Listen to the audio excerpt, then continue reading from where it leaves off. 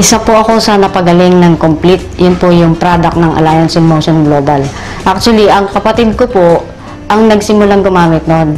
Nabulag po siya for several months, almost 6 months. So, nang ma-introduce sa kanya yung Complete, nag-try siya, 2 boxes lang ang ininom niya. Nakakapagtaka, nakakita ulit siya. And then, after po noon, February last year, na-diagnose po ako na mayroon akong breast cyst sa dalawa. At the same time, meron din na-diagnose din po na meron akong scoliosis. Bedridden po ako ng 5 months. And then sabi ko, kung napagaling yung kapatid ko, bakit hindi ko itry? Nag-decide po ako na mag-take ng Complete kasi talagang sobrang hirap na.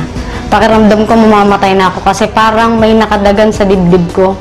Every time paghihiga ako, so tuwing matutulog ako, nakaupo lang ako. Nakasandal lang ako sa sofa. Hindi na ako makakain, nahihilo ako. Yung tuhod ko parang wala na, hindi ko kaya tumayo. Nang ma-diagnose po nila ako, sinabihan nila ako na magpa-opera para matanggal yung cyst. Takot po ako sa turok. So sabi ko, diretso ko. Uminom po ako ng 3 capsules every 4 hours. And then after 3 weeks po, sinubukan ko maglakad kasi nabawasan yung pain. So hinahapo ako that time. After 3 weeks po, naglakad ako, nakaabot ako ng 3 blocks away from home. Pagkaraan po, after 5 weeks, nagsimula akong magbike. And then hanggang sa kasalukuyan po, dire-diretso po akong umiinom. Wala na po totally yung aking cyst. Hindi ko po alam kung paano natunaw yun, pero nawala po lahat ng pain.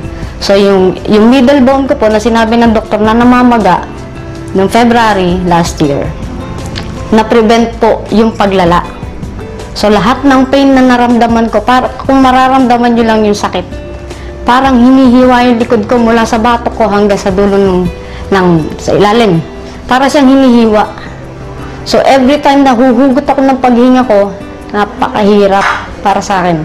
So, nung mag-take ako ng Complete, lahat po nawala. So, hanggang sa ngayon, dire-diretso po, kaya lang ngayon magme-maintain na lang ako. Pag nawawala po yung Complete, parang nanghihina ako. So, hindi pwedeng mawala sa akin yun. Napaka-imposible na paniwalaan na ako nakabangon. Maraming hindi naniwala sa akin na ako'y gagaling pa.